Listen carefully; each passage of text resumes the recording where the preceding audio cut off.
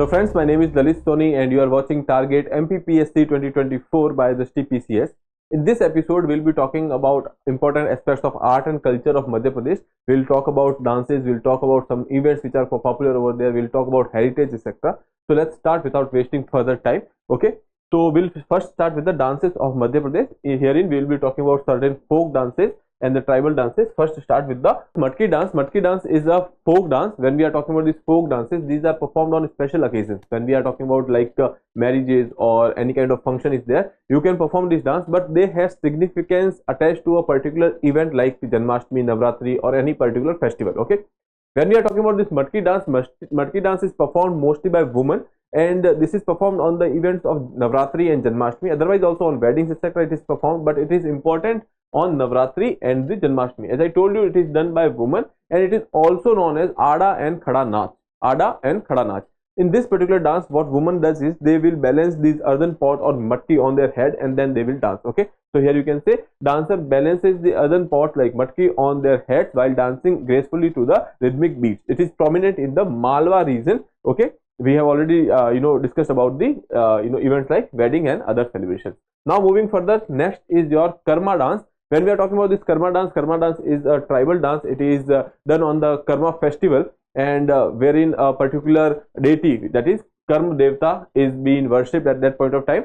Okay, so this is attached, this importance is attached to the Karma festival, Karma Devta, and the name of the dance is Karma dance. It is a tribal dance. It is done by Gond and Baiga tribe. We will talk about tribes of in Madhya Pradesh as well. But please remember these two tribes, that is Gond and Baiga. When we are talking about these dances, there are, as I told you, there are special occasions or the significance is attached to special occasion.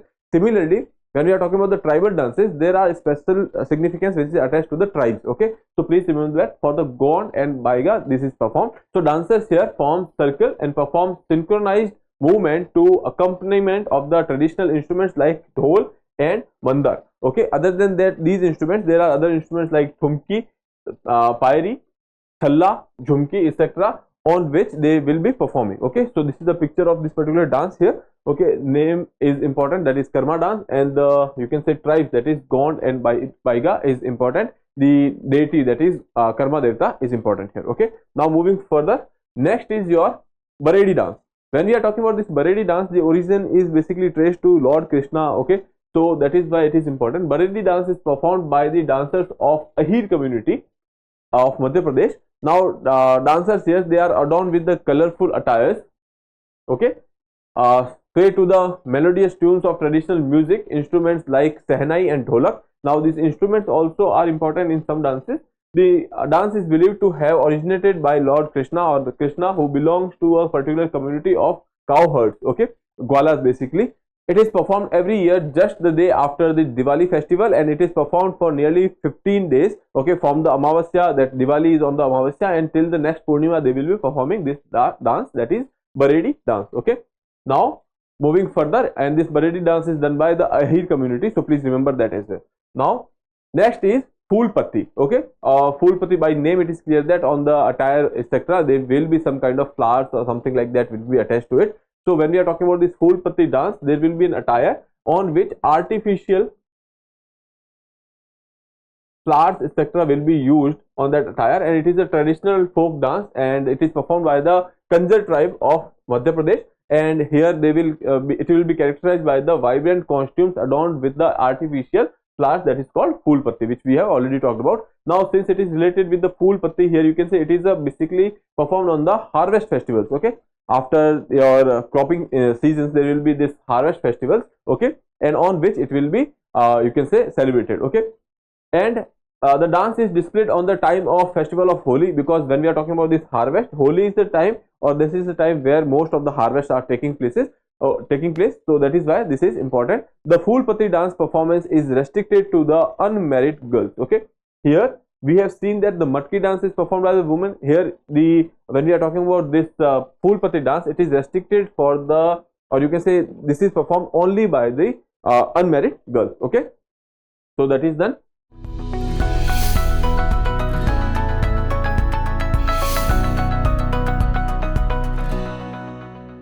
Now moving further, here Grida dance. When we are talking about Grida dance, it is also a folk dance and it is performed by the Bhilala or Bhil tribes of Madhya Pradesh.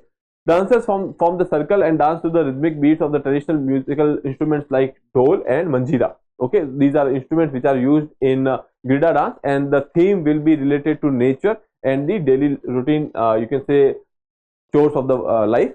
Then the dance celebrates the flourishing of the rabi crop. Okay, so the last one which we have seen over here, that is basically Phool Patti, and then this Grida, these are basically related with the agriculture as well, so that is why it becomes even more important for you. So while these flourishing of rabi crop is there in the winter cropping, this particular dance is performed when rabi crops sway in the fields with in field bloom. The parties from different villages join together and perform this Grida dance. Okay, so herein, whenever this rabi crop is still in the field, the parties from the different villages, okay, there will be like you can say that it is a kind of community event wherein different villages participate in the occasion. Okay, now moving further, we will start with the tribes of Madhya Pradesh. We will discuss important tribes. So let's start with the first one, that is your Baiga tribe. We have talked about Baiga tribe earlier as well.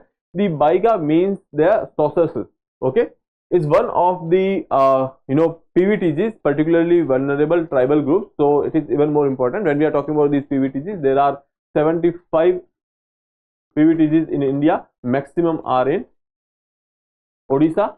Okay, and it is one of them. Now when we are talking about the PVTGs, they will have special attention, they will have special, you can say, initiatives for them. One of them is PM Janman.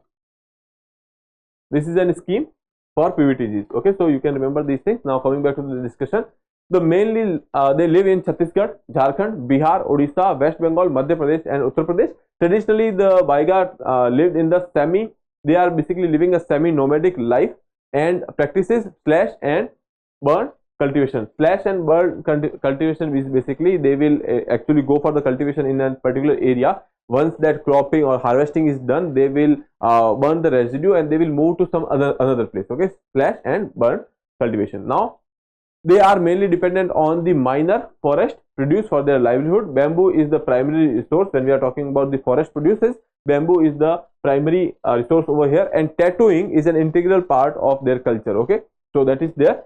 Now moving further, next is basically your Bhil tribe. So we have discussed one particular Grida dance which is associated with the Bhils and Bhilalas. Okay, so that is Bhil tribe. Bhil are one among the largest tribal group living in Chhattisgarh, Gujarat, Karnataka, Madhya Pradesh, Maharashtra, Andhra Pradesh and Rajasthan. The Bhils are known to be excellent archers. Okay, so that is why this community is famous. That is, these are excellent archers coupled with the deep knowledge about their local geography. Okay, since these are tribal people, they are living in an area like forest, etc., so they know the local geography. Okay, other than that, they are traditionally expert in the guerrilla warfare. Obviously, because since they know the geography very well, so they are guerrilla warfare. They are experts in the guerrilla warfare. Okay, most of them, they are right now in today's present scenario when we see because there are no more such warfare, etc., going on. So here they are mostly farmers and agriculturalists. Okay, and they are also skilled sculptors. Okay, so for the when we are talking about the making of sculptures, this community, this particular tribe is quite famous. Women put heavy ornaments made of silver, brass, along with the rosaries of beads and silver coins and earrings. Okay, so this is about Bhil tribe. Okay, so we have seen that where they are living. This is the largest tribal group when we are talking about this particular area of Chhattisgarh, Gujarat, Karnataka, etc. And they are excellent archers. They are good in guerrilla warfare, and they are the primary source of income right now. There is agriculture. Okay. Now moving further, next is Gond tribe. They mostly live in Madhya Pradesh, Chhattisgarh, Maharashtra, Andhra Pradesh, Gujarat, Jharkhand, Karnataka, Telangana, Uttar Pradesh, West Bengal, and Odisha. Their staple food is two kind of millets. One is kodo and second is kutki. Okay, so these are two kind of millets which that is staple. When we are talking about rice, that is an, you can say, special occasion kind of food. Here you can say rice is mostly consumed during festival feast. Okay, so that is a special consumption when we are considering the Gond tribe. Okay, and staple is kodo and kutki. Now Gond believe that earth, water and air are ruled by gods. Okay, so basically they are nature worshippers. Then here you can see the majority speak Gondi, that is you can say their language, which is unwritten language of Dravidian family. Okay, now since they are living in the Madhya Pradesh area, you will think that the language, or you can say language might be associated with any kind of the northeastern language, but that is basically deriving their origin from the Dravidian family. Okay, so that is Gondi language, and it has been notified as the scheduled tribe. Now that is why it becomes even more important for you. Okay, now moving further, next is Korku tribe. Korku mostly reside in the Madhya Pradesh, Chhattisgarh and adjoining Melghat region of Maharashtra. Korku primarily, they are basically cultivators and they are famous for potato and coffee. Okay, so that particular fact makes it even more important for you, because they are, you know, cultivators in potato and coffee, or you can say they are famous for this. Okay, now Korku is one of the 196 languages which are termed endangered by the UNESCO. Okay, so this tribe has a language, that is Korku. Okay, a new group have been more successful in preserving their language, especially Potharia Korku from the Vindhyan mountains. Okay, so when we are talking about this language, there are various you can say sections which are present over there. One of them is Potharia Korku, and they are successful in preserving their language from the Vindhyan mountains. Okay, Korku regards their dead as God. Okay, so there is this concept of Pitra, okay, which is there. So whoever is dead, or you can say they regard their ancestors as God. Okay, to commemorate the dead, they install a memorial pillar that is called as Munda. Okay, so please remember this term, that can be asked in your exam. Now moving further, we have Saharia tribe. There is this name, that Saharia. These are same ethnic group. Okay, they are found in Madhya Pradesh and Rajasthan. These are also PVTGs. Okay, and they have distinct governance structure. That is important for you, because they are also talking about a governance structure, or you can say an administrative structure, wherein all the adults of this particular community, they will be considered as the member of their governing council, and leadership will be provided by a designated Patel. Okay, so this term is used, that is Patel. So there will be a Patel and there will be a council, and every person who is adult in that particular community will be considered as the member of that governing council. Okay, so here you can say that there is some kind of democracy or republic, you can say. Okay, renowned for their expertise in the forestry and gathering forest produce. Notably, they possess exceptional skills in extracting catechu or cachu from kher trees. Okay, so please remember this as well, because these are that is basically a specific you can say skill which is attached to the Saharia tribe. Now moving further, we will be talking about the cultural festivals of the Madhya Pradesh. We will start with the first one, that is Lok Rang festival. Okay, so Lok Rang festival, it is held in Bhopal during January and stand as a significant event in Madhya Pradesh. Now these are certain facts which you have to remember, you cannot avoid them. So when we are talking about this Lok Rang festival, it happened in Bhopal during January, and here you can say it is organized by the Madhya Pradesh Adivasi Lok Kala Academy. Now please remember this point. Additionally, the event serve as a platform for showcasing handicraft crafted by the tribal communities, featuring a diverse array of Indian folk dances, music and classical performances. So here this is a festival which is related to certain particular communities which are coming there to perform certain, you can say they can showcase their handicrafts, they can perform music or you can say dances, etc. over there. Okay, then the primary aim of this festival is to foster unity across India and revive age-old traditions. Okay, so that is not only restricted to Madhya Pradesh but other states as well. Okay, now moving further, second is basically your Akhil Bharatiya Kalidas Samaroh. You know Kalidas, who was Kalidas? He was famous for his literature. Okay, it is also known as the Kalidas Samaroh. Okay, Akhil Bharatiya Kalidas Samaroh or Kalidas Samaroh. It is held in Ujjain. Duration of 7 days, for a duration of 7 days in January, and it started way back in 1958. Okay, so that is important. This Samaroh is dedicated to honoring the literary contribution of Kalidas. Like that there is this Meghdutam, Abhigyan Shakuntalam. So all these are basically some literary work of Kalidas which is commemorated, or you can say celebrated over here. Okay, with a particular emphasis on his profound impact on the Indian literature. Okay, now moving further, next is your Khajuraho festival. With name, it is clear that it is celebrated in Khajuraho, and it is unfolded in the Chhatarpur district over a span of 7 days or in the month of February. The first two we have seen that they are there for in the January. Okay, and this is in the February. Inception is 1976. It started from 1976, and performances are hosted in the open air stage strategically positioned opposite to the Chitragupt and the Vishwanath temples. Now here you can see in this picture there are two temples behind. Okay, in front of that there will be a stage and the artist will perform over there. Throughout this week-long cultural extravaganza, the dazzling array of Indian dances form takes center stage, including Kathak, Odissi, Bharatnatyam, Kuchipudi, Manipuri, and Kathakali. So basically, it is also not restricted to Madhya Pradesh. There are various artisans which are coming from various places, and they will perform their art over here. Okay. Now moving further, before that, these two temples are important for you. Please remember that. Now, next is Tansen festival. Tansen was a singer. You know that he was also one among the Navratna of Akbar. Okay. Behat village in the Gwalior district of Madhya Pradesh, where this particular festival is hosted, and this is hosted in the month of December, spanning for 4 days. Okay, originating in 1980, so this is the time when it was started. The festival serves as the homage to the legendary musical genius, that is Tansen. Musicians from various backgrounds congregate within the Tansen tomb, where they showcase their talents with mesmerizing performance throughout the 4 days event. Okay, so this Tansen tomb is there, and you can say underneath of that there will be a stage, and they will perform over there. Okay, now moving further, that is Orcha festival. Orcha festival emerged in 1994 as one of the Madhya Pradesh premier dance festival. It is celebrated in Niwari district, or you can say it is held in